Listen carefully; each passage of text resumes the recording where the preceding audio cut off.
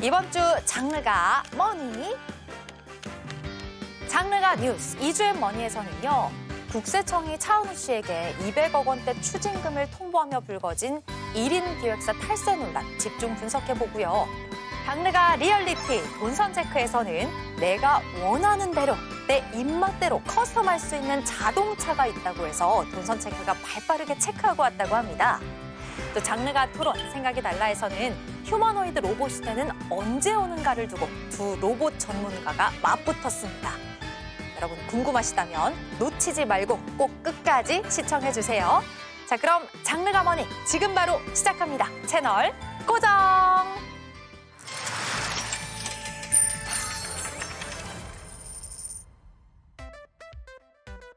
장르는 단 하나. 장르가 머니.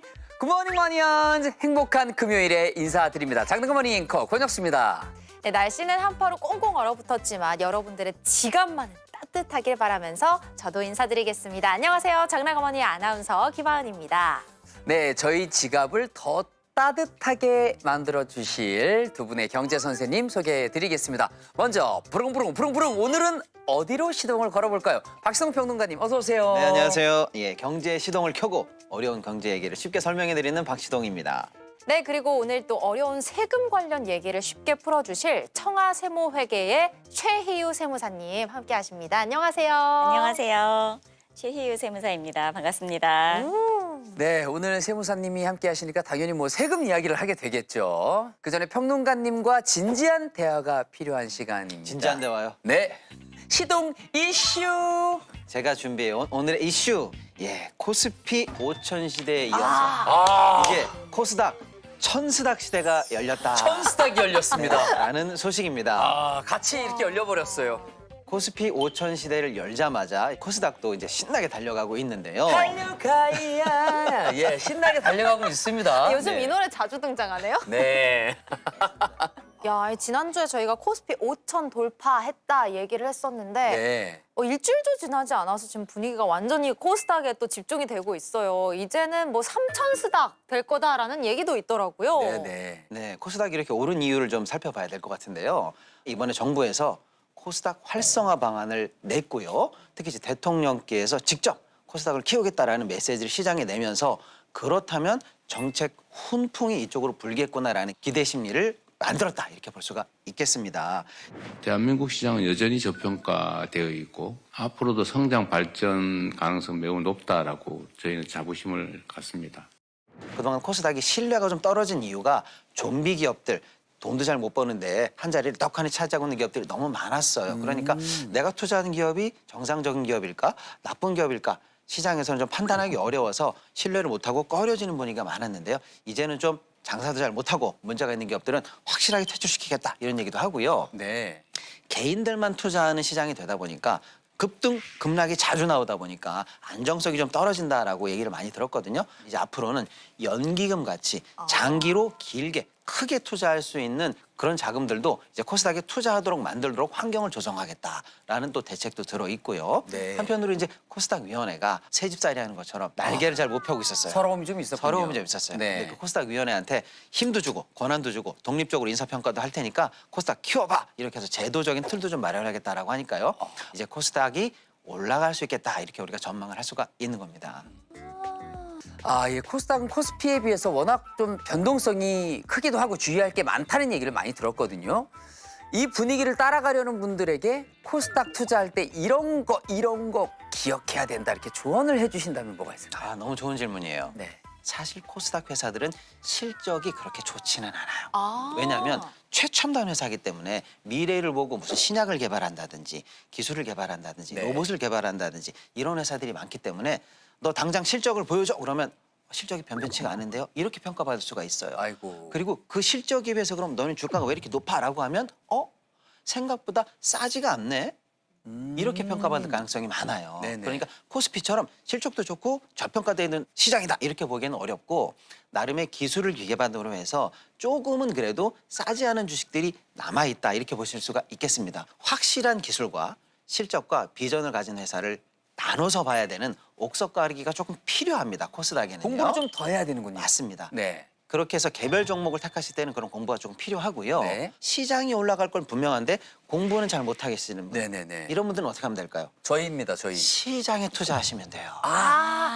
장릉 어머니를 보라는 뜻이었죠, 혁 네네네. 그래서 뜨고 있는 게 뭐냐면 코스닥 ETF입니다. 코스닥 ETF. 현명한 투자자분들께서 시장은 올라갈 거라고 믿으니까 시장 전체에 투자하는 코스닥 ETF에 많이들 투자하고 계세요. 네. 쉽게 말씀드리면 코스닥 ETF에 개인들이 투자를 많이 한다. 네. 그러면 그 코스닥 ETF를 파는 금융회사 입장에서는 그 ETF 안에 들어있는 개별 종목들 있잖아요. 네. 그거는 직접 이 ETF에서 담아서 사야 돼요. 그러니까 따라서 개별 종목이 후행으로 올라가는 이런 메커니즘이거든요. 네. 코스피랑은 좀 다르죠. 네네. 코스피는 직접 삼성전자 좋을 것 같아, 현대차 좋을 것 같아, 그래서 딱 사는 건데 그렇죠. 이번에는 우리가 시장에 투자하고 시장에 투자한 상품이 거꾸로 개별 종목을 끌어올리는 이런 메커니즘으로 이 시장이 구성된다 이렇게 보시면 될 것 같아요. 그렇군요. 그래서 옥석 깔기를 좀 하자. 네. 그리고 자신 없을 때는 시장에 투자하는 ETF에 주목하라. 이런 말씀을 좀 드리겠습니다. 예. 세무사님이 가만히 계시다가 갑자기 코스닥 ETF 얘기 나오자마자 펜을 굴리셨습니다. 필기를 갑자기 하시죠. 갑자기 필기를 하셨어요. 예. 굉장히 크게 ETF라고 적어놓으셨네요. 네. 적어놨습니다. 자, 그럼 본격적인 토크로 넘어가 보도록 하겠습니다. 한 아나운서, 오늘 준비해온 소식은 뭐니? 네, 오늘 제가 소식을 준비해 왔습니다.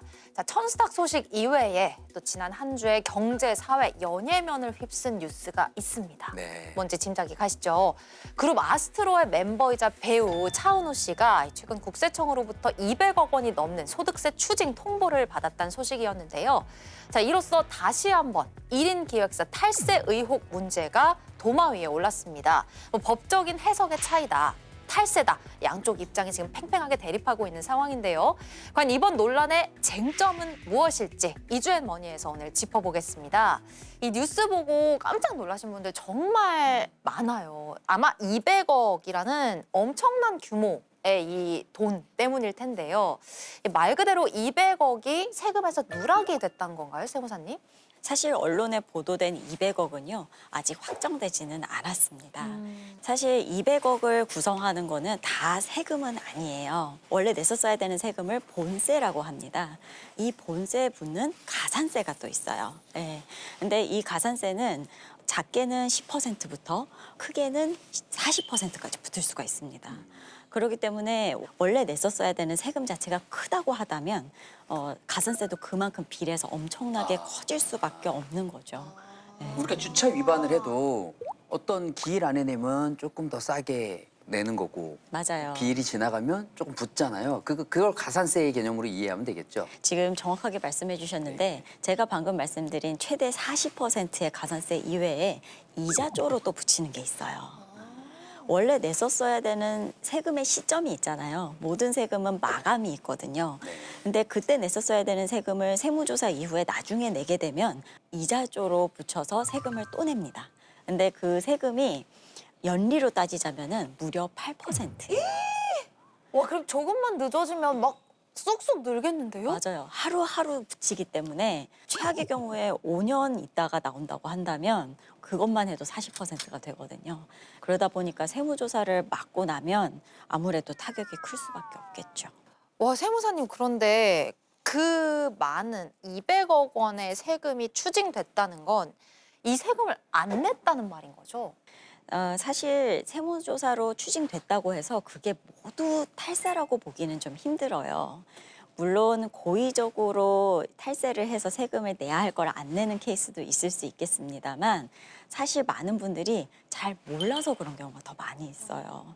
그래서 합법적인 절세를 하려다가 좀 실수가 난 거랑 고의적으로 탈세를 한 거랑은 명백히 다른 거기 때문에 이거는 꼭 구분해서 생각을 해야 될 필요는 있습니다. 네, 이번 사건을 잘 모르시는 분들이 계실 수 있어서 정확히 어떻게 논란이 불거진 건지 개요를 좀 부탁드릴게요. 네, 국세청은 차은우 씨가 벌어들인 소득을 차은우 씨의 원 소속사인 판타지오 그리고 차은우 씨 그리고 차은우 씨의 모친이 세운 법인 이 셋이 나눠 가졌다라고 보고 있거든요. 그 과정에서 차은우 씨의 모친이 세운 그 법인이 받은 소득이 사실은 차은우 씨 개인 소득 세율을 적용받아야 되는데 여기서 법인세율을 적용받으면서 일부 세율이 회피된 것 아니냐라는 그런 의혹을 가지고 있는 겁니다. 자, 근데 이 개인과 법인 세율이 어떻게 얼마나 다르길래 자꾸 이런 논란이 계속 불거지는 걸까요? 사실 생각보다 차이가 굉장히 많이 나요. 개인 같은 경우는 번 돈에 대해서 최대 49.5% 세율을 매겨서 세금을 내는데요. 법인을 설립해서 법인세로 내게 되면 최대 22% 세금을 내기 때문에 차이가 굉장히 많이 나죠. 거의 반 줄일 수도 있고. 맞아요. 예. 그렇군요. 예를 들어 하은 아나운서님께서 2억을 벌었어요. 어머, 꿈의 숫자네요. 축하드립니다. 네. 상상만 해도 좋네요. 2억을 벌었다고 했을 때 종합소득세 얼마 나올 것 같으세요? 종소세? 항상 연말정산 서류만 이렇게 떼가지고 내가지고 그죠? 정확히 모르겠어요. 2억을 벌게 되면 종합소득세는 6천만 원이 나와요. 굉장히 많이 나오죠. 아니 30%가 나옵니다. 네. 네. 사실 1원도 놓치고 싶지 않은데 너무 커요. 6천만 원이라니. 근데 법인을 설립하게 되시면 법인세율이 훨씬 낮기 때문에 2천만 원만 내시는 거세요. 이게 소득이 커지면 커질수록 그 차이는 확 커져요. 네. 그렇기 때문에 소득이 크신 연예인 분들이실수록 확실히 개인보다는 법인이 매력적으로 느끼실 수밖에 없습니다. 와, 그러니까 이렇게 들으니까 개인과 법인 차이가 얼마나 큰지 확 체감이 되는데 그럼 너무 많이 벌어서 법인을 활용해서 세금을 줄였다라고 하면 이건 합법적인 거라고 봐도 되는 거죠? 법인을 운영해서 1인 기획사로 하는 것 자체가 문제가 되는 것은 아니에요. 여기에서 중요해지는 것은 진짜로 껍데기만 법인이 아니라 진짜 법인으로 운영하느냐, 실질이 중요해집니다. 예, 세법에 실질과세 원칙이라는 게 있어요. 이 실질과세 원칙은 뭐냐면 어떤 외형을 갖추고 있다 하더라도 실제로 운영하는 거를 보고 세금을 매기겠다라는 거거든요. 지금 이 사건도 절세가 될 수 있느냐, 탈세가 될 수 있느냐로 나눠질 수 있을 것 같습니다. 그러니까 그냥 이름만 있는 소위 그 페이퍼 컴퍼니인지 아니면 실질적으로 매니지먼트 업무를 담당했는지 이게 중요한 포인트겠네요. 이게 실질인지 아닌지 이 기준이 사실 모호합니다. 그러다 보니까 이걸 세무조사를 할 때 세무조사관님들이 건 바이 건으로 다 판단을 하게 되시는데 이 판단을 하실 때 실질인지 아닌지를 보는 그 기준이 있어요. 뭔가요? 그건 바로 상식적인 수준이라고 볼 수 있을 것 같습니다. 예, 보통은 사무실이 제대로 있는지를 봅니다. 그리고 그 사무실에 직원이 있는지, 그 사무실과 직원이 이 매출을 일으키는 데 있어서 실질적으로 정말 얼마나 기여를 했는지, 그게 실질인지 이런 것들을 종합적으로 보게 돼요. 그래서 사실상 이게 실질인지 아닌지의 싸움은 그때그때 다르다고 볼 수 있을 것 같아요. 진짜 국세청에서도 이게 고의적인 탈세인지 아닌지 좀 확실히 규명을 하려고 하는 것 같은데 이렇게 페이퍼 컴퍼니라는 의혹을 제기한 근거는 뭔가요? 네, 사실 문제가 됐던 저 법인의 주소지가 차은우 씨의 모친이 운영하는 강화도의 한 음식점으로 등록이 돼 있다는 겁니다. 네. 뿐만 아니라 사실 차은우 씨 가족 회사가 지금 여러 번 바뀌었는데요. 처음에는 차스 갤러리라는 회사, 그다음에 LNC라는 회사, 그리고 DN이라는 회사 순으로 이렇게 쭉 바뀌었습니다. 근데 이제 회사가 이렇게 쭉 바뀌는 과정에서 이름도 바뀌었습니다만은 사실 회사 형태도 바뀌었거든요. 처음에 있었던 차스 갤러리는 주식회사였어요. 네네. 근데 나중에 이제 LNC와 DNC는 유한 책임회사라고 해서 회사 형태가 바뀌었는데요.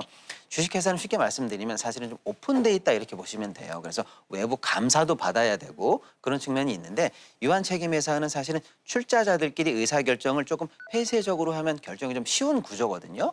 그래서 결국에는 주소지가 음식점으로 되어 있고 운영도 점점 폐쇄적으로 바뀌고 있는 여러 점들을 봤을 때 국세청이 아마도 이게 외부 감시를 조금 줄이고 탈세를 하려고 시도했던 거 아니냐라는 그런 의혹을 가지게 된 것 같습니다. 아, 그래서 뭐 주소지니 뭐 이런 이야기들이 계속 나오는 거군요. 사실 그동안 1인 기획사를 설립했다가 논란이 된 적이 꽤나 있었던 기억이 있습니다.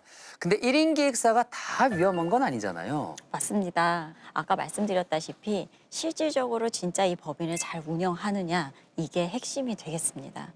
사실 최근에 그 연예인 황정음 씨도 1인 기획사 관련해 가지고 회사 돈으로 사적으로 투자를 하셨다가 법정 앞에 서게 됐었던 좀 안타까운 사건도 있었었죠. 과세 당국의 이런 거액의 세금 추징 대비를 하려면 우리가 세무조사가 나올 수 있다라는 거를 늘 생각을 해두고 세무관서와 세정을 잘 아는 세무사와 긴밀하게 협의하시고 진행하시는 것이 좋겠습니다. 자료 준비라든지 그리고 거래 내역 이런 것들을 평소에 소명 준비를 좀 해두는 것이 좋을 것 같습니다. 사실 최근에 유연석 씨 같은 경우도요. 세금이 70억 추징될 거라고 했었었는데 과세전 적부심사를 통해서 30억으로 줄인 사례가 있거든요. 네, 그렇기 때문에 철저하게 준비를 하는 것이 중요할 것 같습니다. 네, 지난 26일에 차은우 씨가 SNS에 사과문을 올리면서 조세 관련 절차에 성실히 임하겠다고 밝혔습니다. 이제는 누구나 1인 기업이 될 수 있는 시대예요. 세금 문제가 또 나의 일이 될 수 있으니까요. 필요한 부분에 대해서 잘 준비해 나가는 그런 준비성도 필요해 보입니다. 네, 오늘 짧은 시간이었지만 세금 관련 지식을 가득 전해주신 최희유 세무사님 여기서 인사드리도록 하겠습니다. 좋은 말씀 감사합니다. 감사합니다. 네, 다음 코너는 장르가 리얼리티 돈선 체크 시간입니다. 네, 이번 주는 어떤 돈이 모이는 핫플레이스를 찾아갔을까요? 지금 바로 만나보시죠.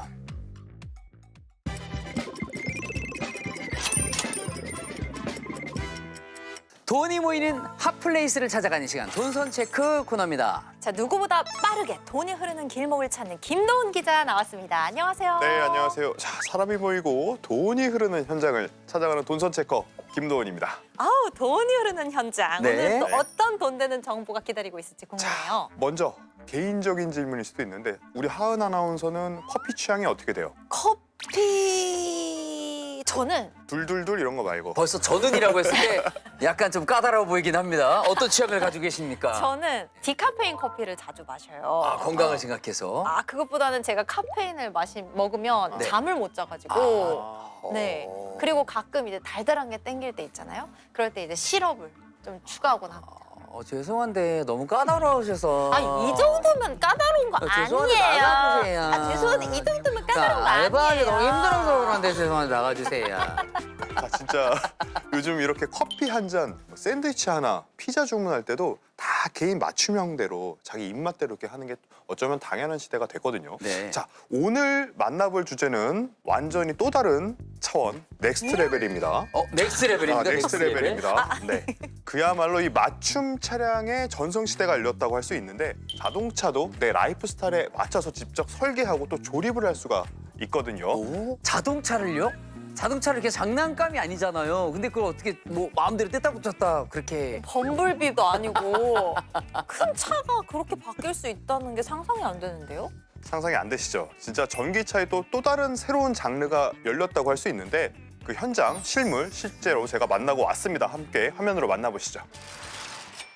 자, 여러분은 요즘 어떤 자동차를 타고 계십니까? 기존에 공장에서 차가 나오면 옵션표를 보면서 적당히 타입을 해서 내 용도와 목적에 맞게 개조를 하거나 변형을 해서 타는 게 당연했잖아요. 그런데 최근 들어서 이 자동차 시장에 판도를 바꿀 게임 체인저가 등장했다고 합니다. 바로 PBV, 목적 기반 차량입니다. 이 PBV가 뭐냐면 네. 목적 기반 차량이란 뜻인데 내 용도와 목적에 맞게 차를 처음부터 주문 제작할 수 있는 거예요. 그러니까 기존에는 차를 샀어. 우리 연예인들 많이 타는 밴 있죠, 국산 밴. 네. 카니땡. 네. 그거 타면 네. 그 차를 사면 뒤에가 뭐 이렇게 시트를 좀 사설업체에서 바꾸기도 하고 네네. 개조 과정을 거치죠. 그렇죠. 애프터마켓에서 개조 과정을 거치면 비용이 많이 들잖아요. 네. 근데 이런 맞춤 제작 차량 같은 경우는 아예 처음부터 용도에 맞게 공장에서 나올 때부터. 나올 때부터 처음부터 만들어서 나오는 거예요. 내가 하는 사업, 내가 뭐 인테리어를 한다, 내가 만약 뭐 목수다, 내가 만약 의상실을 한다, 내가 푸드트럭을 한다, 장애인 이동 지원 차량이다. 그러면 아예 휠체어가 들어갈 수 있는 공간을 따로 만들어서 뒤에만 시트를 놓고 가운데 이렇게 비워놓기도 하고 와, 진짜요? 그걸 주문할 때부터 선주문을 할 수 있다. 공장에서 자동차 공장에서 그렇게 만들어서 나온다는 거예요. 그러니까 차량을 구입할 때 선택 사항이 굉장히 많이 넓어졌다. 그렇죠. 이렇게 이해하면 되는 거군요. 맞습니다. 정확합니다. 네. 그게 어떻게 가능한지 계속 이어서 한번 보시죠. 진짜 크다. 이야, 차가 많네요. 지금 저 차가 다 목적이 다르다는 거잖아요.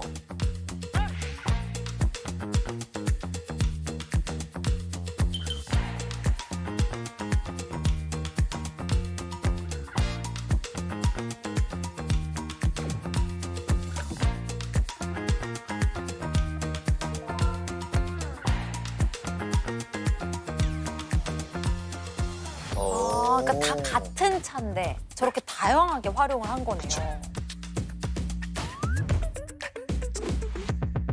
자, 지금 이 모델 같은 경우는 기존에 있는 승용 모델을 2열을 완전히 폴딩을 해서 완전히 앞으로 눕혀서 지금 가정용 캠핑차로 이렇게 개조해 놓은 건데, 이렇게 보면 사람들을 운송하는 승합차나 짐을 나르는 어떤 화물차의 용도는 이미 넘어섰어요. 이렇게 가족들까지 캠핑카로 변신하는 건 기본이고요.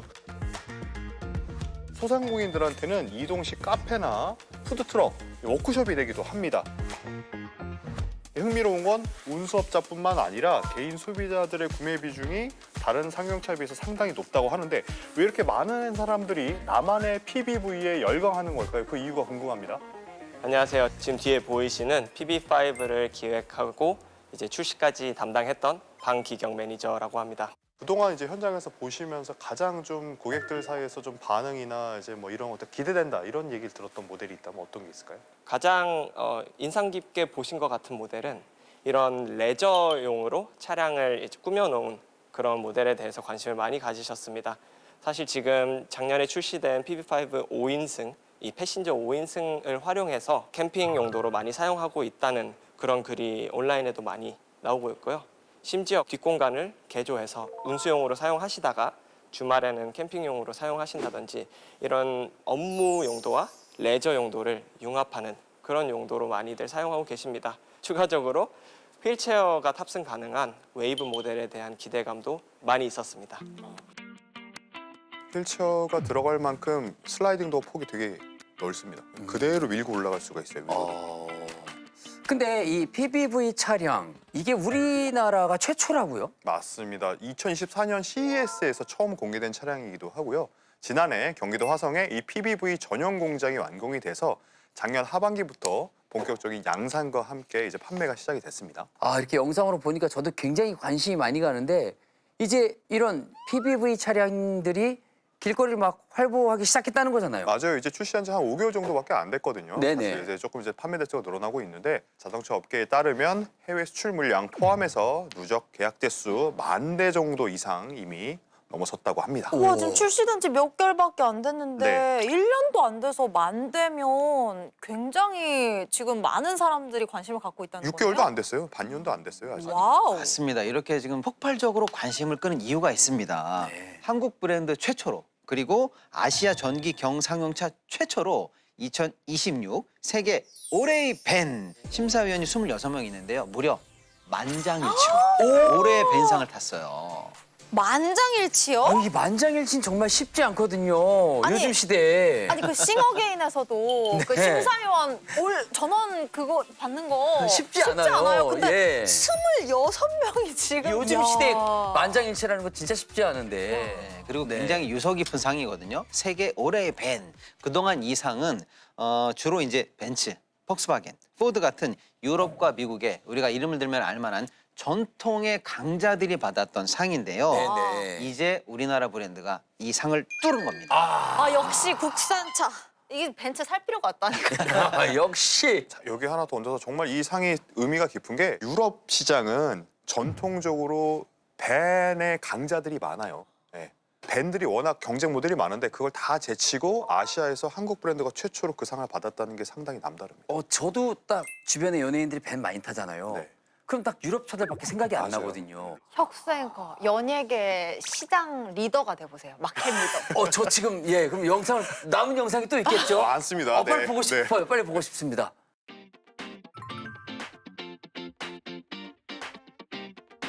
네, 지금 보시는 모델은 가장 먼저 출시된 지금 이제 5인승 승용 모델인데, 그러면 이 차가 가장 이제 기본적인 베이스가 되는 거고, 이 모델을 기반으로 해서 여러 가지 형태로 베리에이션이 변형이 가능하다는 뭐 그런 건가요? 네, 맞습니다. 1열만 놓고 뒤에 시트까지 없애버리면은 그 뒷공간에 무엇을 넣든 용도에 맞는 차가 되는 거거든요.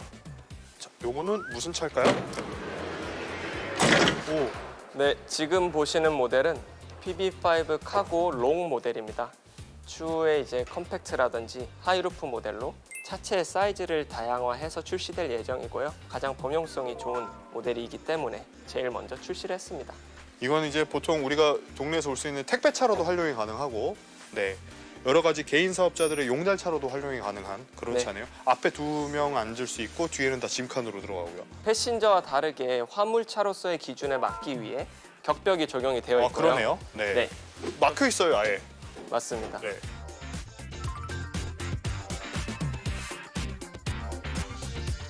저 보시는 전용 플랫폼을 적용을 해갖고 플랫폼이 그대로 바닥에 있고 마치 레고판 같은 스케이트보드 플랫폼 위에다가 이지 수압이라는 탈부착 기술을 더해서 차량의 상체 부분을 계속 갈아 끼우는 겁니다. 결국 이렇게 해서 사용자의 목적에 맞는 차량으로 설계가 되는 거죠. 보세요.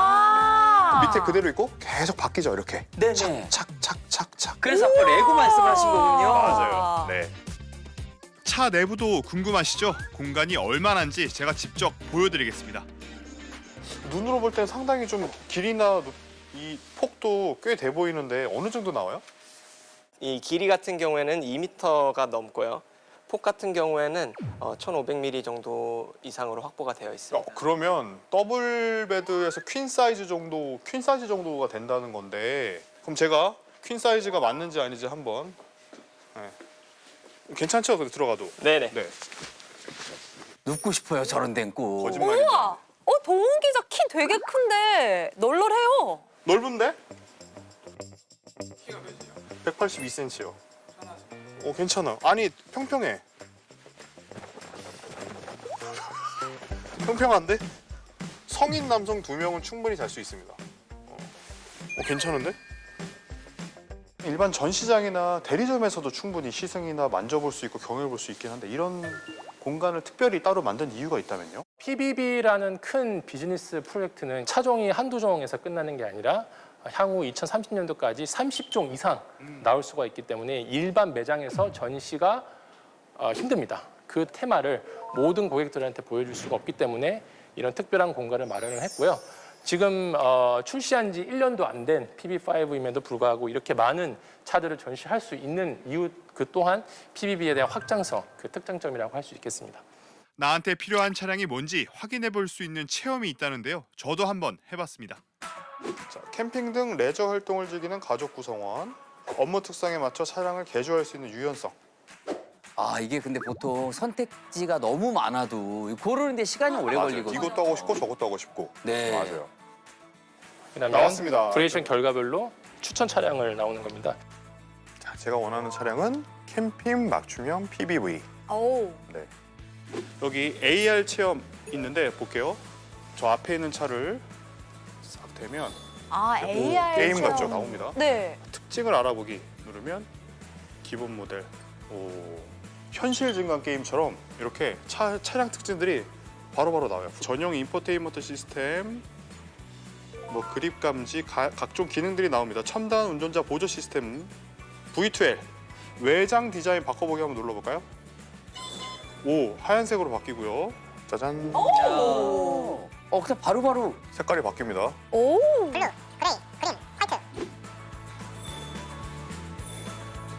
신기하네.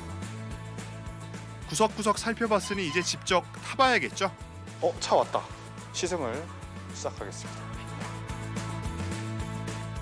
와, 시승도 직접 해봤군요. 타봐야죠. 승차감도 보고. 전기차 많이 타보셨어요? 전기차 시승할 기회가 몇 번 있었는데 이런 전기 밴을 타보는 건 처음이에요. 일반 승용이나 SUV를 타본 적은 있었어도 모닝이 되게 낮아 보이네. 카니발을 타도 이렇게 낮아 보이진 않았던 것 같아요. 보니까 창문이 되게 크네요, 다. 엄청 높죠? 여기 밑에까지 내려가 있어요. 보통 한 이 정도에 걸리는데 창문이 한참 밑으로 내려가 있어요. 이게 개방감이 있어요. 네, 상당해요.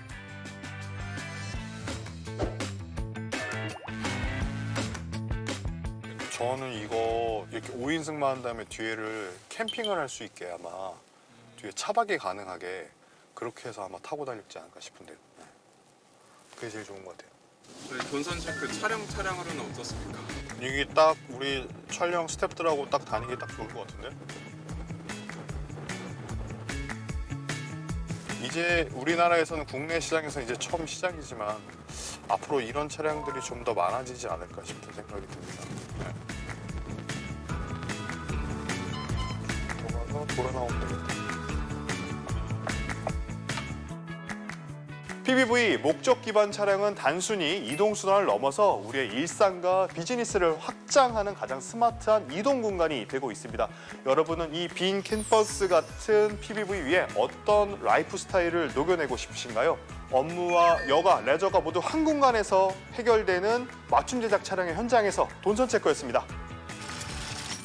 저는 사실 스케줄 때문에 차를 타고 이동하는 시간이 굉장히 길거든요. 아까 그 침대. 그건 너무 관심 갑니다, 정말. 저는 아이가 있다 보니까 네. 또 저도 차박 캠핑용도 너무 탐나고 남편이 요리를 잘하고 좋아하거든요. 오. 푸드트럭 같은 걸 또 가지고 다닐 수 있는 거잖아요. 와, 너무너무 사고 싶었어요. 이동하면서까지 남편한테 일을 시키려고. 아니, 그런데 궁금한 게요. 이 PBV가 우리나라에서는 막 많이 알려진 개념은 아니잖아요. 해외에서는 반응이 어떤가요? 반응이 뜨겁고요. 뜨겁다 못해 거의 뭐 전쟁터다 이렇게 말씀을 드려도 될 것 그렇습니까? 같아요. 예. GM은 이미 월마트와 페덱스의 화물 운반용 전기 상용차를 공급을 하고 있는 중이고요. 네. 아마존이 인수한 로보택시 기업 죽스라고 있습니다. 네. 이 회사는 이미 PBV 로보택시를 현재 시험 운행을 하고 있고요. 이제 올해 본격적으로 상업화를 준비하는 단계다 이렇게 말씀을 드릴 수가 있겠습니다. 포드나 폭스바겐도 이제 뛰어들었습니다만은 대부분은 화물용 상용차입니다. 사실상 승용 분야는 조금 찾아보기가 어려운 것은 또 현실이기도 합니다. 근데 진짜 짐도 많이 실릴 것 같고 활용도도 좋고 장점이 한두 가지가 아닙니다. 맞습니다. 그래서 사실 공항 근처에서 개인 택시로 활용하는 경우도 상당히 있다고 하고요. 짐이 많은 여행객에게는 이제 저렇게 넓은 공간이 특히 또 인기가 될 수도 있겠죠. 이야. 이렇게 활용도가 높은 것은 공간이 넓은 전기차이기 때문이기도 합니다. 전기차는요, 엔진이 없어요.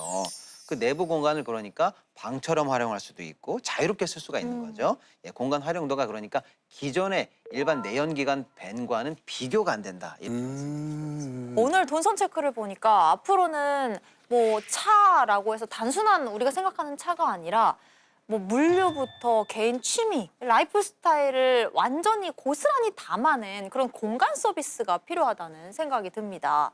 내 꿈을 실현해주는 움직이는 공간. 생각만 해도 설레지 않아요? 예.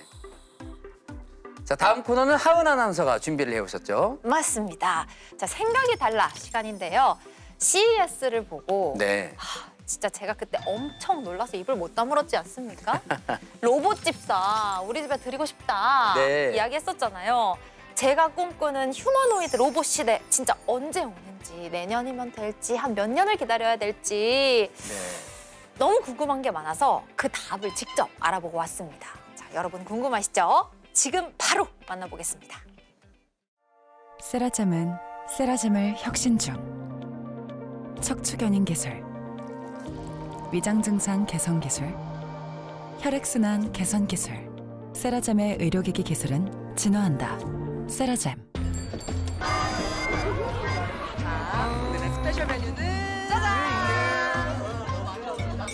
가장 따뜻한 순간을 아웃백에서 기다리고 있으니까 New Year is back. 아웃백. 유니온페이 붙였을 뿐인데.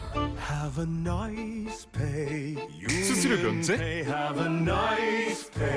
한국앱까지 유니온페이가 붙으면 중국 여행이 바뀐다.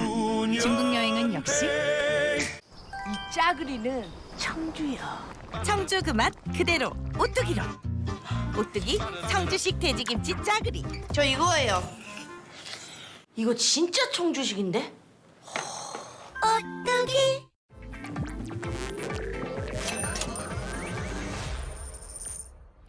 장르가 머니의 가장 뜨겁고 논쟁적인 코너죠. 전문가들의 치열한 머니 토론, 생각이 달라 시간입니다. 자, 오늘은 요즘 가장 뜨거운 주제를 가져왔습니다. 뉴스에서도 또 주식시장에서도 끊임없이 언급되는 키워드, 바로 AI인데요. 이제 AI는 두뇌를 넘어서 몸을 갖기 시작했습니다. 인간의 모습을 닮은 휴머노이드 로봇에 대해서 오늘 이야기를 해보려고 하는데요. 자, 과연 휴머노이드 로봇 시대가 이미 시작된 걸까요? 아니면 아직은 조금 더 시간이 필요한 미래의 이야기일까요? 이 질문에 답변을 얻고자 오늘 생각이 다른 두 분의 전문가를 모셨습니다. 자, 먼저 류종은 3프로TV 기자, 그리고 양승윤 유진투자증권 선임연구원 함께 모셨습니다. 안녕하세요. 안녕하십니까. 반갑습니다. 네, 안녕하세요. 정말 반갑습니다. 요즘 이 휴머노이드 로봇 큰 화두가 되고 있는데, 자, 먼저 류종원 기자님 몇 주 전에 CES 다녀오셨죠? 네, 다녀왔습니다. 네. 벌써 7번째입니다. 아, 벌써 7번째 연속으로 다녀오신 건데, 네네. 올해 이 CES에 참가한 로봇 기업들의 수가 굉장히 많더라고요. 네. 저희도 저희 장르가 뭐니에서 이 CES를 랜선으로 좀 참가를 했었거든요. 네. 그 중에서도 어떤 로봇이 주목을 받았었나요? 이번에는 저희가 국뽕 때문이 아니라 진짜 완전히 압도적으로 아틀라스가 잘했습니다. 현대차에. 네. 다른 기업들 같은 경우는 대부분 중국 기업들이 많았죠. 중국 기업들은 뭐 쿵푸하고 태극권하고 발차기하고 막 이랬는데, 이제 많은 사람들이 화려하니까 되게 처음에는 곽강을 하면서 보다가 뭔가 프로그래밍화가 되어 있는 그런 움직임밖에 못 하다 보니까 이번 주제 자체가 피지컬 AI였는데 거기에는 좀 적합하지 않은 것 같다. 이런 평가들도 좀 많았습니다. 아, 그렇다 보니까 진짜 그 피지컬 AI라는 테마에 딱 걸맞은 아틀라스로 시선이 집중됐군요. 네. 오, 양승훈 연구원님께서는 로봇 산업을 또 전문적으로 분석을 하고 있다고 들었는데, 현재 이 휴머노이드 로봇 산업의 단계가 어느 정도까지 왔다고 볼 수 있을까요? 이제 드디어 태동계에 들어갔다라고 생각을 하고 있습니다. 사실 휴머노이드는 어렸을 때 저도 이제 교과서에서 많이 봤었지만 2000년대 전후로부터 시작은 했었었는데, 여러 가지 좀 기술적인 장벽들로 인해서 조금씩 발전을 해오다가 이제부터 본격적으로 뭔가 써볼 수 있고 양산을 할 수 있고 이 산업적인 관점에서 움직일 수 있는, 이제 실제 태동을 할 수 있는 상황에 들어가고 있다라고 생각을 합니다. 확실히 시작된 건 확실히 시작이 된 것 같습니다. 자, 그렇다면 휴머노이드 로봇의 미래를 예측해 볼 텐데요. 단도직입적으로 질문을 드리겠습니다. 네. 휴머노이드 로봇 시대, 이제 시작이 본격적으로 됐다고 봐야 할까요? 아니면 아직 시간이 좀 더 필요할까요? 자, 먼저 기자님. 저는 한 줄로 만약에 말을 한다면 쇼는 끝났다. 이제 본 게임이 시작된다. 이렇게 생각이 듭니다. 뭔가 중국 로봇들의 화려한 움직임, 그게 사실 실생활에 적용을 했을 때 뭔가 효용성이 있을까를 한번 따져보면 생각보다 그렇게 좀 많이 효율적이지 않고 사실은 쓸데가 별로 없을 것 같은 그런 움직임이 많거든요. 그런 걸 봤을 때는 이제 그런 화려함보다는 실제로 공장이라든지 아니면 가정 환경에서 쓸 수 있는 그런 로봇에 대한 필요성이 이제는 대두되기 시작했다. 거기에 맞는 로봇이 이제는 나올 때가 됐다. 이런 생각이 들어서 그렇게 말씀을 드렸습니다. 쇼는 끝났다. 이제 본 게임이 시작된다. 네. 연구원님은요? 저는 이제 막 걸음마를 뗐고 이제는 손을 쓸 차례가 왔다. 사실 지금 로봇이 어디까지 할 수 있느냐라는 그 기술적인 수준을 보면은 뭔가 부가가치를 만들어내야 되는데, 부가가치를 하려면 결국은 손을 써서 작업을 해야 되고, 현재 주소는 아직은 손을 못 쓰고 이제 그 시도에 들어가고 있는 상황을 좀 말씀을 드려봤습니다. 아, 어떻게 보면 결론적으로는 우리가 가야 될 목적을 생각했을 때는 비슷한 의견을 주셨어요. 자, 그럼 이제 휴머노이드 로봇에 대해서 일단 차근차근 이야기를 나눠볼 텐데요. 사실 이 몸이 있는 AI다라고 해서 우리가 피지컬 AI라는 이름을 붙여놓은 거잖아요. 휴머노이드의 고성능 AI 두뇌가 결합이 되고 또 대량 생산도 되고, 이렇게 되면 로봇 시장 자체가 굉장히 커질 것 같은데요? 사실 여러 예측치들이 많이 나오고 있습니다. 그 시기나 규모는 저희가 정확하게 예측하기는 좀 어렵기 때문에 제가 보통 좀 많이 말씀을 드리는 방식이, 이 로봇 산업이 어디까지 커질 수 있느냐의 전체 시장 규모 관점에서 이야기를 드리고 있고, 인간의 노동력을 뭔가 대체를 한다라는 공격적인 가정으로 보면은 지금 글로벌리 노동자 수가 한 30억 명 정도 있는 걸로 추산이 되고 있는데, 네. 그 30억 명이 30억대 로봇으로 바뀐다라는 이야기여서, 금액으로 보면은 보통 로봇 가격이 아직은 뭐 수억 원, 수십억 원 굉장히 비싸지만 지금 한 1,000만 원 요 정도까지는 가격이 떨어져야 된다고 보통 이야기를 많이 하거든요. 많이 생기게 많이 생기게 되고, 또 그러기 위해서는 가격도 떨어져야 되고 해서 한 1,000만 원 정도로 저희가 가정을 해서 보면은 시장 규모로는 대략 3경원이라고 하는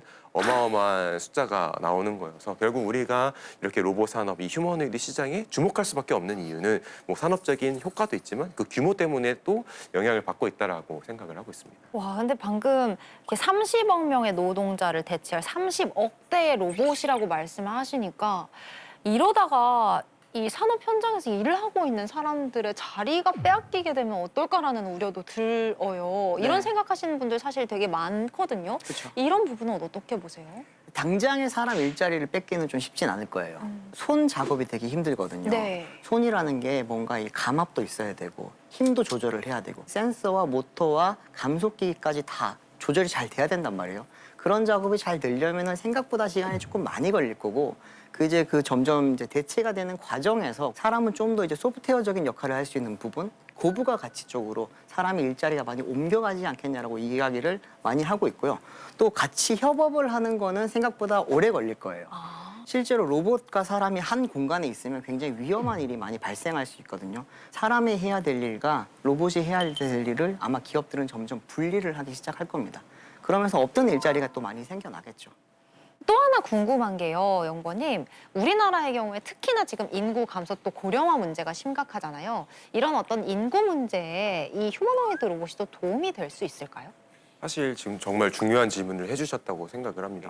사실 이것 때문에, 그러니까 결국 인구 감소 때문에 우리가 휴머노이드를 할 수밖에 없다라는 생각을 또 저는 많이 합니다. 지금 우리나라 경제 규모가 지금 수준을 유지를 하면서 앞으로도 발전을 해야 하는 상황인데 사람이 없어지면은 그 빈 일자리 어떻게 우리가 메꿔갈 것인가의 관점에서 접근을 해야 되는 거고, 마냥 로봇이 무섭다라고 생각하기보다는 그 로봇들이 이제 우리의 일자리들을 좀 채워주면서 도와주면서 우리의 산업 성장을 좀 이끌어갈 수 있는 그런 관점에서도 좀 봐야 되지 않을까. 그렇기 때문에 앞으로 인구 감소가 나타나면서 로봇 수요가 더 늘어날 수밖에 없다라고 저는 생각은 하고 있습니다. 이 부분에 있어서 살짝은 좀 다른 결의 말씀을 드릴 수도 있을 것 같은 게 네네. 사실 로봇이 가는 일들이 대부분이 보면은 뭔가 우리가 3D라고 하는 3D 업종으로 먼저 많이 갈 거예요.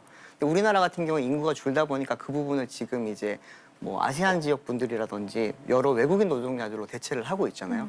근데 만약에 로봇이 그 일자리를 투입이 되게 되면은 당장 자국의 일자리가 줄기보다는 아마 외국인 일자리들이 많이 줄지 않겠냐라고 하는 그런 이야기도 많습니다. 이건 비단 우리나라뿐만이 아니라 미국이라든지 유럽이라든지 이주 노동자들 많잖아요. 그런 분들의 일자리가 먼저 사라지고 그리고 나서 이제 자국민들의 일자리에도 어느 정도 영향이 있지 않겠냐. 이것도 사실 저도 미처 생각을 못했던 부분인데 어떻게 보면 양극화라고도 할 수 있고 네. 사정이 더 이제 여의치 않은 분들이 더 빨리 대체가 될 거라는 생각 때문에 좀 안타까운 마음이 들기도 해요. 와, 굉장히 중요한 말씀을 계속 이어가고 있는데 또 이런 의견도 있습니다. 휴머노이드 로봇이 허상이다. 그러니까 로봇 팔이나 무인 운반차 가격도 싸고 일도 잘하는데 굳이 휴머노이드 로봇이 필요하냐 이런 입장이 있어요. 이거에 대해서는 또 어떻게 보시나요? 맞아요. 그게 단순히 공장 작업만 생각하면 로봇팔이나 산업용 로봇이 훨씬 효율적이긴 한데 거기서 못하는 일들을 아직까지 사람이 하고 있잖아요. 그 이유는 모든 구조가 우리 사람에게 맞춰져 있거든요. 그러다 보니까 로봇 기업들이 결국에는 사람형 로봇인 휴머노이드를 만들려고 하는 거고 이제 휴머노이드에 대한 이제 산업이 굉장히 많이 발전하는 거고 투자도 많이 이루어지고 있는 거죠. 우리 연구원님은요, 이 문제에 대해서는 어떻게 보세요? 사실 저는 조금 다른 관점에서 이야기를 드리고 싶었던 게 이제 기술적으로 이게 구현이 가능하냐라고 하면은 사실 시간이 더 많이 걸릴 수는 있어요. 제가 오늘 계속 손을 강조를 드리고 있는데 지금 이제 로봇들이 어느 정도 자율 움직임을 합니다. 어떤 물체인지 인지를 해서 집어서 옮기기도 하고 하는데 빨래도 이제 빨래도 개고 접으려고 하더라고요. 맞습니다. 근데 이제 저도 다른 과학자분들, 공학자분들 이야기를 들으면서 와 이거 진짜 그럴 수 있겠다 생각을 했던 게 아직 로봇들이 그 작업을 왜 하는지 일단은 인지를 못하고 있고 그리고 그 물체가 무엇인지 또는 이 물체가 어떤 촉감인지 이것들을 지금 인지를 못하는 상태에서 눈만 가지고 작업을 하는 경우들이 많아서 조금 더 디테일하고 범용적인 작업을 하기 위해서는 사람과 같은 여러 가지 오감들이 발전을 해야 되는데 거기서 제일 필요한 이 촉각에 대한 감각들이 또 필요할 거다. 그래서 이제 촉각에 대한 감각 센서들을 또 만들고 이 센서로 데이터를 취득을 해서 또 학습도 하고 이런 과정들이 또 이제 수년 또 나아가야 되지 않을까라고 생각을 해서 많이 남았다라는 생각들을 합니다. 두 분 굉장히 조용히 조심스럽게 서로의 의견에 조금 반대되는 의견도 이렇게 말씀을 해주고 계신데 뭐 이렇게 자그마한 차이 정도씩은 있지만 어쨌든 우리가 뭐 크게 의견은 없는 것 같아요. 그런데 우리가 이제 장르가 뭐니 해서 가장 중요한 질문이라고 할 수 있죠. 투자에 관심이 많은 시청자분들이 지금 대부분이거든요. 그분들을 위해서 이 질문을 드려야 할 것 같아요. 자, 우리 연구원님께 먼저 여쭤볼게요. 이 로봇 관련 기업들에게 투자를 좀 해야겠다라고 마음먹으신 분들에게 좀 어떤 조언을 해주실 수 있을까요? 일단은 로봇이라고 하는 게 정말 꿈 같은 존재잖아요. 너무나도 먼 미래의 일일 수도 있기 때문에 사실 투자를 하실 때는 뭔가 단기적인 관점에서 투자를 하시기보다는 장기적으로 이 회사가 정말 기술을 갖추고 양산까지 하면서 성장해 갈 수 있는 그런 펀더멘털을 갖춘 기업인지를 일단 가장 우선적으로 보셔야 된다고 생각을 하고 있고, 어떤 분야를 봐야 되냐라고 했을 때 저는 되게 좀 시니컬한 부분들이 있어서 약간 이제 우리나라가 이제 미국과 이 중국과의 경쟁 속에서 어디까지 할 수 있을까에 대해 살짝 걱정도 있기는 해요. 그러다 네. 보니까 우리나라의 휴머노이드 기업에 투자를 해야 되는지 뭐 미국에 투자를 해야 되는지 일단 그 시야를 뭐 해외로도 좀 돌리셔라라고 이야기도 드리고 싶고, 또 우리나라 같은 경우는 물론 휴머노이드를 하는 회사도 여러 있기는 하지만은 개인적으로는 조금 더 부품 쪽에 관심이 많습니다. 뭐 미국에서 뭐 휴머노이드를 만들고 중국에서 휴머노이드를 만들고 하겠지만은 거기에 어쨌든 또 들어가야 되는 게 뭐 액추에이터나 여러 가지 부품들일 거고, 오히려 이 부품들에 대해서는 우리가 또 경쟁력을 가져갈 수 있다. 뭐 반도체에서도 뭐 소부장이나 이런 이야기가 있듯이 조금 저는 부품 밸류 체인을 조금 더 관심 있게 보고 있는 그런 상황들이고, 이 로봇 산업과 이 자동차 산업 또는 뭐 전기 전자 산업과의 그 경계가 굉장히 좀 모호해지고 있다라고 생각을 하고, 저는 이제 로봇 전문 기업들도 좋지만 그게 아니지만 앞으로 로봇을 할 수 있는 그런 기업들도 좀 관심 있게 보시면 좋을 것 같다라고 저는 생각을 하고 있습니다. 사실 이번에 CES를 통해서 현대자동차 밸류에이션이 완전히 달라졌거든요. 이게 단순히 보스턴 다이나믹스의 아틀라스 하나만 보고 이야기하는 게 아니고 이 회사의 체질이 바뀌었다는 이야기를 많이 합니다. 로봇을 만드는 회사요라고 해서 들여다볼 게 아니라 다른 데도 좀 이제 볼 필요가 있겠네요. 한 가지 이제 마지막으로 가져갈 수 있는 키가 그 하드웨어만큼 더 중요한 게 사실은 소프트웨어. 특히나 이제 뇌의 역할을 하는 부분이라고 생각을 하거든요. 네. 그 뇌라는 건 소프트웨어적인 뇌고, 그러면 또 이제 하드웨어적인 뇌인 칩은 또 어디서 공급을 하느냐, 이 부분도 한번 좀 보시면은 뭐 엔비디아가 지금 사실 로봇 칩 시장을 거의 다 공급을 하고 있거든요. 중국 기업들은 지금 제가 공개가 안 되다 보니까 알 수가 없지만 그런 부분을 좀 고려를 하시면서 이렇게 한번 찾아보시면 재밌는 부분이 좀 많을 것 같습니다. 와, 오늘 너무 재밌는 이야기를 많이 해주셨어요. 우리 시청자분들께서도 아마 굉장히 흥미롭게 들으셨을 것 같은데 전문가분의 의견을 잘 참고하셔서 신중하고 좀 현명하게 결정하시기 바랍니다. 자, 끝으로 오늘 두 분의 생각이 어떻게 얼마나 달랐는지 달러를 통해서 확인하는 시간을 가져볼 텐데요. 제가 이제 이 캐시박스를 드릴 거예요. 자, 생각의 차이가 거의 없었다라고 하면 1달러, 완전히 달랐다라고 생각하면 100달러예요. 하나, 둘, 셋! 저는 1000달러입니다. 저는 10달러입니다. 잠깐만, 10달러와 1000달러? 사실은 생각은 굉장히 비슷한 것 같고 보는 관점도 비슷한 것 같은데 저는 이제 주가가 훨씬 더 많이 높아졌으면 싶은 생각에 1000달러를 한번 꺼내봤습니다. 로봇 시장 자체가 훨씬 더 많이 활성화되고 커졌으면 좋겠다는 바람을 담아서 이제 들어주셨다. 네, 오늘 두 전문가의 치열해 보이지 않지만 잔잔하게 치열했던 토론 잘 들었고요. 네, 두 분 오늘 정말 감사합니다. 감사합니다.